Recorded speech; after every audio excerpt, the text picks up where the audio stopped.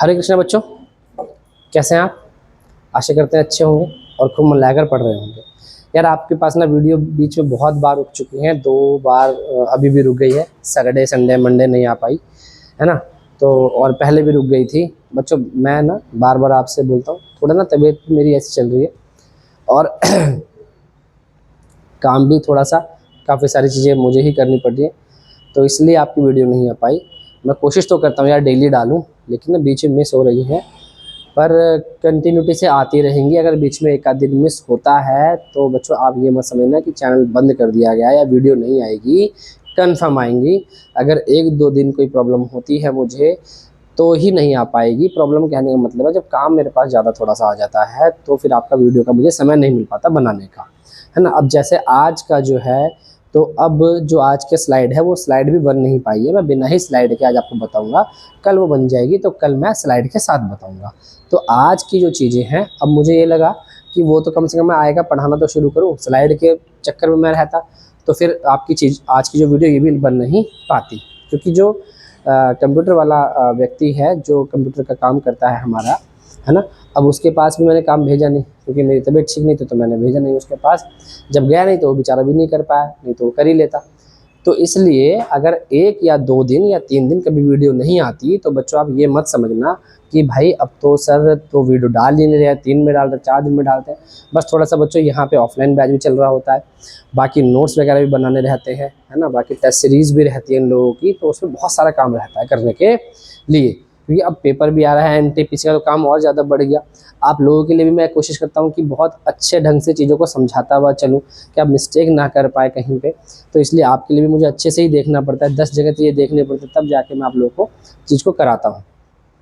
तो ये ऐसा नहीं होना चाहिए कि एक चीज़ मैंने करा दी बस एक जगह से पढ़ करके या देख करके, है ना, और आपको करा दूँ, तो ऐसे तो मज़ा आता नहीं है भाई, मुझे तो बिल्कुल नहीं आता। और मैं चीज़ों को थोड़ा डिटेल में लेके चलता हूँ जिससे कि एक सीक्वेंस बनी रहे। जैसे अभी तक आप देखो, अभी तक आप मगध पे नहीं आ पाए हो, है ना, मगध पे हम अभी तक आ नहीं पाए क्योंकि फैक्चुअल पॉइंट चल रहे हैं। पहले हमने खाका तैयार करा कि कहाँ कहाँ पे लोग रहे, जो ये हमारा पीरियड चल रहा है इसमें लोग कहाँ कहाँ रहे थे, वैदिक काल में कैसे थे, उत्तर वैदिक काल में कैसे थे, फिर बुद्ध काल यानी महाजनपद काल में कैसे थे। अब आज हम जो बात करेंगे उन्हीं महाजनपदों को लेकर बात करनी हम शुरू करेंगे। लेकिन उससे पहले वो जो महाजनपद हैं, उन महाजनपद से पहले कुछ फैक्चुअल पॉइंट्स रहते हैं, उन फैक्चुअल पॉइंट्स को आप लिख लें। मैं बोल देता हूँ और 2 से 3 क्वेश्चन मैं आपको दे रहा हूँ, वो आप मुझे बताएंगे क्या थे। ये बुक देना भाई एक बार मेरी, ये वाली बुक। हाँ, मैं 2 से 3 क्वेश्चन आपसे बोल रहा हूँ, आप मुझे बताएंगे उसका आंसर। अगर आप उसका आंसर बताएंगे तो ही पता चलेगा यार आप इंटरेस्ट ले रहे हैं पढ़ने में, तो मुझे भी पढ़ाना अच्छा लगेगा। जैसे देखो, अब जो वो लड़की है, क्या नाम है उसे, कल्पना, हाँ, तो मैं उसका नाम ज़रूर इसलिए लेता हूँ कि भाई वो लड़की ना पूछती है। अब उसका कल मैसेज आया कि सर क्लास नहीं आ रही है, इतिहास की भी नहीं आ रही है और स्टैटिक जीएस की भी नहीं आ रही है ना, तो मुझे ये लगा भाई एक बच्चा तो है जो बहुत कंसर्न के साथ पढ़ रहा है, तो कोई और पूछे ना पूछे ना। तो अब आज मैंने इसलिए बनाई वीडियो, कि वो लड़की फिर देखेगी, उसको फिर ऐसा लगेगा कि भैया ने आज वीडियो नहीं डाली, है ना। तो मैंने आज वीडियो जो डाली है, जबकि मेरे पास स्लाइड नहीं थी, फिर भी मैंने कहा चलो कोई बात नहीं, मैं चीज़ें आज लिखवा दूंगा, थोड़ी शॉर्ट बना लेंगे, कम से कम जाएगी तो सही वीडियो। तो अब इसी तरीके से जिस दिन मेरे पास स्लाइड नहीं आएगी तो मैं आपको ऐसे बोल के पढ़ा दे करूँगा, नहीं तो मैक्सिमम चीज़ें स्लाइड से बताऊँगा, ठीक है ना। तो बेटा आज से भेज रहा हूँ वीडियो, शाम को स्टैटिक जीएस की भी आएगी और मेरा फ़ोन नंबर भी नीचे रहता है। मैं सभी से बोल रहा हूँ 9045487798, ये मेरा नंबर है। अगर आपको, और नाम है मोहित शाह, मैं बहुत कम बार अपना नाम लेता हूँ वीडियो में, नाम है मेरा मोहित शाह। तो आप लोग को अगर कोई भी दिक्कत लगती है तो आप मेरे व्हाट्सअप, ये मतलब कॉल का भी है, व्हाट्सअप नंबर भी है, आप इस पे मुझे कॉल करके अपने डाउट पूछ सकते हैं। मैं फ़ोन पे भी डिस्कस कर लूँगा आप लोगों से समय रहते हुए, है ना। अगर कई बार बिजी हुआ, मैं फ़ोन नहीं उठा पाया, कई बार ऐसा भी होता है कि क्लास चल रही होती है, फ़ोन नहीं उठा पाता, तो व्हाट्सअप मैसेज करके छोड़ दें कि भैया इसका आंसर ये है। कि क्लास क्यों नहीं आ रही, आप ऐसे भी पूछ सकते हैं, मैसेज में पूछते बहुत अच्छा लगता है, आप यहाँ भी पता कर सकते हैं। तो हर एक चीज़ के बारे में कि भैया ये वाली चीज़ और नई है, इसे स्टार्ट कर लीजिए, इसके बारे में वीडियो बना दीजिए, आप मुझे बताया करें तो मैं बनाता रहूँगा। जैसे मुझे लगता है कि पहले ये पढ़ा दूँ, ये थोड़ा इंपॉर्टेंट है, इसलिए मैं वो बनाता हूँ। जैसे पद्म विभूषण पूरा तैयार है लेकिन समय नहीं लगता बनाने के लिए। LOC सीज फायर क्या होता है, LAC कब बना, जैसे सर क्रीक का युद्ध क्या था, 1965 का युद्ध कौन सा था, वाटर युद्ध कौन सा था भारत पाकिस्तान के बीच में, 47 में कैसे लड़ाई हुई, राजा हरि सिंह कौन थे, है ना, कश्मीर का इतिहास क्या है, माउंटबेटन योजना क्या थी, ये बहुत दिलचस्प मुद्दे हैं। जैसे 1857 क्रांति क्या थी, जैसे मैंने तुम्हें आनंद मठ पढ़ाया था, है ना, तो क्रांति विद्रोह क्या था, सन्यासी विद्रोह क्या था, ये बड़े इंटरेस्टिंग टॉपिक है। जैसे कि जो प्लासी की बैटल है, तो ये छोटे छोटे टॉपिक बड़े इंपॉर्टेंट है। जैसे राष्ट्रपति का चुनाव, राष्ट्रपति का महाभियोग क्या है, महाभियोग का मतलब क्या है, पूरे संविधान में महाभियोग कहाँ पर दिया है, एक ही जगह पर दिया है ना। तो सुप्रीम कोर्ट के लिए तो महाभियोग का नाम ले लेते हैं, लेकिन महाभियोग है नहीं सुप्रीम कोर्ट के लिए। ये सब चीज़ें क्या होती हैं, जब आप कुछ पढ़ो ना तभी तो पूछ पाओगे, तो चीज़ें पूछा करो। जब आप पूछोगे तो मुझे इंटरेस्ट आएगा तो और चीज़ें बनाऊंगा, खूब अच्छे से बनाऊंगा। जितनी मैंने चीज़ें बोली ना, ये सब बड़ा बेस्ट है पढ़ने के लिए, खूब मज़ा आता है पढ़ने में, है ना। तो बात तो ज़्यादा हो गई आज, थोड़ी सी बतानी भी ज़रूरी थी। ये नंबर है और ये नाम है, आप नोट करके सेव कर सकते हैं। अगर आपको कुछ पूछना हो, कुछ नया स्टार्ट कराना हो तो बता सकते हैं, ठीक है। अब सुनो ध्यान से, हमें जो आज क्लास करनी है वो हमें बात करनी है कुछ इंपॉर्टेंट पॉइंट्स की, वो मैं आपको लिखवाता हूँ। फिर उसके बाद कल जो हमारी क्लास चलेगी, उस क्लास में हम आपको मगध से पहले जो राज्य रहे उन्हें बताएंगे, और जो अगली क्लास होगी उसमें हम मगध का उत्कर्ष कैसा उसको बताएंगे। तो आज का पहला क्वेश्चन है आप लोगों के लिए कि जो मल महाजनपद है, वो मल महाजनपद आज वर्तमान में किस राज्य में पड़ता है, ये बताएंगे। मल महाजनपद वर्तमान में किस राज्य में पड़ता है। दूसरा बताएंगे वत्स जो है, सॉरी वत्स नहीं, वत्स तो आप बता देंगे। उसके आप बताएंगे अंग की राजधानी आप बताएंगे मुझे, और वर्तमान में किस राज्य में पड़ता है ये बताएंगे। ये सब लिखवा रखा है मैंने वीडियो में, इससे पहले की जो वीडियोस में सब बता रखा है, फिर भी आपसे मैं पूछ रहा था तो आप उसे बताएं मुझे अंग में। फिर आप मुझे बताएंगे चेदी जो है, चेदी वंश, ये वर्तमान में कहाँ पड़ता है और इसकी राजधानी क्या है। ये 3 क्वेश्चन मैंने आपसे बोले हैं। एक मैंने बोला है आपसे अंग, एक बोला है मैंने आपसे मल, और एक बोला है मैंने आपसे चेदी। ये 3 क्वेश्चन है बुक के, तो तीनों मैंने आपसे पूछे हैं, ठीक है। अब आप ना समझना, लो रख देना बेटा इसको। अब आप समझना जो मैं चीज़ें बता रहा हूँ। अब हेडिंग डाल लो कुछ महत्वपूर्ण तथ्य, ये इंपॉर्टेंट फैक्ट्स हैं, फैक्चुअल हैं, ऐसे ही आएंगे पेपर के अंदर, ऐसे लिख देना कुछ महत्वपूर्ण तथ्य। तो महत्वपूर्ण तथ्यों में लिखेंगे आप कुछ महत्वपूर्ण तथ्य, कुछ महत्वपूर्ण तथ्य, सब इंपॉर्टेंट पॉइंट्स जो अब तक पढ़ा है ना हमने, उसी में ऐसे है। तो लिखो वैशाली का लिच्छवी गणराज्य विश्व का प्रथम गणतंत्र माना जाता है। इंपॉर्टेंट पॉइंट है, पहला पॉइंट लगा करके ऐसे लिख के फर्स्ट पॉइंट लगा देंगे और लिखेंगे वैशाली का लिच्छवी गणराज्य विश्व का प्रथम गणतंत्र माना जाता है। वैशाली का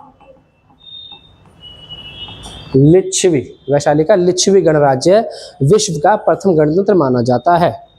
ये वज्जी संघ की राजधानी था। वेरी वेरी इंपॉर्टेंट हो गया, ये वज्जी संघ की राजधानी था। सही है। तो आएगा पेपर में विश्व का प्रथम गणतंत्र किसे माना गया, तो आप बता देंगे वैशाली के लिच्छवी को माना गया, और ये वज्जी संघ की राजधानी था। सेकंड पॉइंट लिखेंगे बुद्ध काल का, सेकंड पॉइंट बना करके बुद्ध काल का सबसे बड़ा तथा शक्तिशाली गणराज्य वैशाली का लिच्छवी ही था। बुद्ध काल का सबसे बड़ा तथा शक्तिशाली गणराज्य वैशाली का लिच्छवी ही था। यही वाली बात, वैशाली का लिच्छवी ही था। सही। चलो, तो ये 2 फैक्चुअल पॉइंट आपके सामने आ गए। एक और लिख लेंगे, एक लिखो। गांधार एवं कंबोज के क्षत्रियों को, गांधार और कंबोज, गांधार भी पढ़ा रखा है, कंबोज भी पढ़ा रखा है, दोनों पढ़ा रखे हैं। कहाँ पढ़ते हैं आप मुझे कमेंट में बताएंगे, गांधार और कंबोज कहाँ पढ़ते हैं, वर्तमान में किस जगह पर पढ़ते हैं, ये भी बताएंगे कमेंट में। गांधार एवं कंबोज के क्षत्रियों को, जो वहाँ के क्षत्रिय थे, है ना, उनको वार्ता स्त्रोप कहा जाता था। यहाँ लिख रहा हूँ वार्ता सशस्त्रोप, वार्ता सशस्त्रोप कहा जाता था। वार्ता सशस्त्रोप जीवित कहा जाता था। ये फैक्चुअल पॉइंट है ना, याद रखेंगे। वार्ता सशस्त्रोप जीवित कहा जाता था किसको? गांधार और कंबोज के क्षत्रियों को। इतनी बात समझ में आ गई होगी। अब बहुत ध्यान समझिए, बुद्ध के समय के गणतंत्र। बुद्ध के समय के गणतंत्र के बारे में हम बात कर लेते हैं। तो बताया जाता है कि जो बुद्ध थे, उन बुद्ध के समय में 10 गणतंत्र का जिक्र आता है। किसका? 10 गणतंत्र का। इन्हीं गणतंत्र को, अब गणतंत्र मैंने समझा रखा है और राजतंत्र भी समझा रखा है। गणतंत्र में जो राजा होता है वो चुना जाता है, और राजतंत्र में राजा चुना नहीं जाता। राजा का पद वंशानुगत होता है। राजा का बेटा राजा, राजा का बेटा राजा, राजा का बेटा राजा, ऐसे उसमें चलता है। और यहाँ पर राजा वंशानुगत होता है किसमें? गणतंत्र में। तो बुद्ध काल यानी महाजनपद काल जिसे बोले, बुद्ध काल बोले, इसके अंदर हम 10 गणतंत्र का जो उदय है वो देखते हैं। अब आपसे मैं पूछता हूं कि मैंने इसमें बताया थे 16 महाजनपदों में से थे कि 2 तो गणतंत्र थे, बाकी जो शेष बचे थे वो राजतंत्र थे। अब आप मुझे बताएंगे 2 गणतंत्र कौन से थे। फिर अब आपके दिमाग में क्वेश्चन उठेगा कि यार 2 गणतंत्र बताए, अब ये बुद्ध के समय में 10 गणतंत्र बता रहे हैं, तो इसके लिए आप लोग वेट करेंगे तब आपको समझ में आएगा। तो आज के से पहले जो क्लास पढ़ाई थी उसको एक बार पढ़ना, फिर आज की क्लास को पढ़ना। आज की क्लास के बाद जब मैं कल आपको चीज़ समझाऊंगा कि वो 2 क्या थे और ये 10 कौन से हैं, तब आप अंतर कर पाओगे। जैसे आप अंतर कर पाओगे तो समझ में आ जाएगा कि मैंने क्या पढ़ा है, और फिर मैं भी उसको बता दूंगा। समझ में आया? तो अभी एक हेडिंग बनाएंगे, बुद्ध के समय के गणतंत्र। हेडिंग बनाओ, बुद्ध के समय के गणतंत्र। फिर नीचे लिखना, बुद्ध के समय 10 गणतंत्र थे। बुद्ध के समय कितने थे? 10 गणतंत्र थे। 10 गणतंत्र थे। और ये जो 10 गणतंत्र हैं बुद्ध के समय के, जो 10 गणतंत्र हैं बुद्ध के समय के, इन 10 गणतंत्र जो थे इनके अंदर से वो कौन कौन से थे उसकी हम बात करते हैं। और गणतंत्र का मतलब मैंने आपको बता रखा है ना। तो एक बार आप हेडिंग के साथ इन 10 के 10 गणतंत्र को लिख लें। तो पहला लिखें, पहला गणतंत्र था कपिलवस्तु के शाक्य। कपिलवस्तु के शाक्य, तो पहला गणतंत्र था यहाँ पर कपिलवस्तु में पहला गणतंत्र था। और कपिलवस्तु से ही लिंक होता है भगवान बुद्ध का। जब भगवान बुद्ध के बारे में बताएंगे तो ये सारी चीज़ें बताएंगे, ठीक है। सेकंड, जो सेकंड गणतंत्र था उसका नाम था सुमगिरी या सुमारा। सुमारा भी बोलते हैं,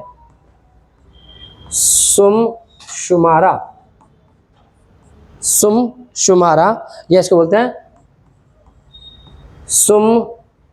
सुमगिरी। ये माँ नहीं है, गा है। सुमगिरी, सुमारा या सुमगिरी के भग। अब ये क्या क्या हैं कल ये आपको स्लाइड में मिलेंगे। ये सबकी डिटेलिंग में करूँगा कल स्लाइड के साथ, तो अभी लिख लेंगे। बुद्ध के समय के 10 गणतंत्र पेपर में आ सकता है, ये इनमें से कौन सा बुद्ध के समय का गणतंत्र है। तो पहला कपिलवस्तु के शाक्य, दूसरा है सुमारा या सुमगिरी के भग, तीसरा है अलकप के बुली, तीसरा है अलकप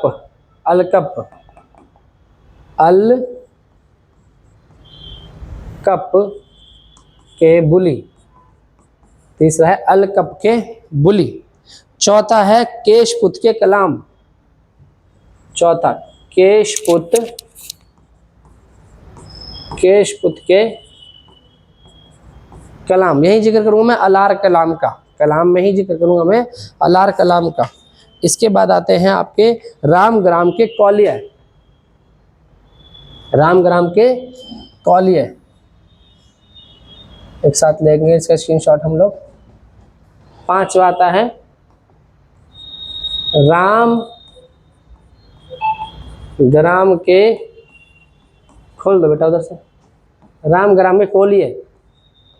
छठा आता है कुशीनारा का मल, कुशीनारा। अब कल मैं बताऊंगा ये एक कुशीनारा पढ़ते हैं और एक कुशीनगर पढ़ते हैं। कुशीनारा के मल, कुशीनारा के मल।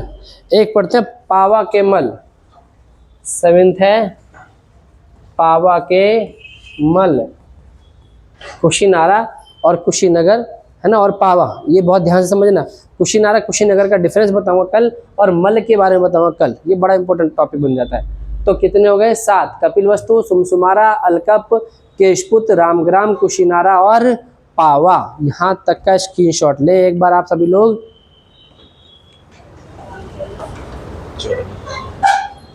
ले लिया बच्चों स्क्रीनशॉट यहाँ तक का। चलो आगे लिखते हैं। पावा के बाद, पावा के मल के बाद आता है बच्चों पिपलिवन के, पिपलिवन के मौर्य, पिपलिवन के मौर्य। एक बार आप मुझे पढ़ा दो, फिर मैं बताऊंगा कि किस भी से बुक से देखना, आपको सारे क्वेश्चन मिलेंगे इसके अंदर। पिपलिवन के मौर्य। इसके बाद आता है 8वां, फिर ये 9वां। 9वां आता है बच्चों वैशाली के लिच्छवी, वैशाली के लिच्छवी। और 10वां और लास्ट ये आता है मिथिला के विधय, मिथिला के विधय। अब देखो ये हमने क्या पढ़ लिए, ये बच्चों हमने पढ़ लिए 10 गणतंत्र, जो किसके समय के थे, बुद्ध काल के समय के 10 गणतंत्र थे। अब इन 10 गणतंत्र की बारी में एक एक करके एक्सप्लेन करता चलूंगा आप लोगों को। जो कल मिलेगी वीडियो, एक करके एक्सप्लेनेशन होगा उसके अंदर। और इसी के साथ हम एंट्री करते हैं किस पे, मगध पे, है ना। आप लोग बार बार बोलते हैं इसके साथ एंट्री करते हैं, भाई मगध है ही इतनी चीज, बड़ी लिंक होती हुई चीज है उसके साथ, तो सब बतानी पड़ेंगी, इसलिए मैंने आपको पहले बताया। आप इसे समझेंगे तो अभी तक की जो चीजें कराई गई हैं उसका राजनीतिक विस्तार के अंदर देखेंगे। राज्य ही बताते हैं तो मैं राज्य ही बता रहा हूँ राजनीतिक विस्तार में कि कौन कौन से राज्य हैं। तो ये थे बुद्ध धर्म के, बुद्ध काल के 10 गणतंत्र राज्य हैं, जो ये रहे 7, इनका स्क्रीनशॉट ले लेना। और ये रहे 3, इनका भी ले लो। मिथिला के विधय, वैशाली के लिच्छवी, पिपलिवन के मौर्य, ये सब गणतंत्र थे। समझ में आया। तो बच्चों कल हम इसी के साथ मिलते हैं। आज की छोटी वीडियो बनाई है ना, स्लाइड के अभाव में वीडियो आ भी नहीं थी इसलिए बना दी है। आप इसे देखेंगे और अगली क्लास के अंदर हम इसकी डिटेलिंग करेंगे, फिर हम आगे बढ़ेंगे। ठीक है। आज शाम को आपको स्टैटिक जिस मिलेगा, वो जो डेली चलता है वो भी चलता रहेगा, है ना। बस आप ये नहीं सोचना अगर 2 या 3 दिन वीडियो कभी नहीं आ पाती तो आप ये सोचना कि ऐसा नहीं कि रोका कुछ भी नहीं है, समय का अभाव था इसलिए नहीं आ पाई, आएगी जरूर। ठीक है। चलो मिलते हैं नेक्स्ट क्लास के साथ। हरे कृष्णा, धन्यवाद।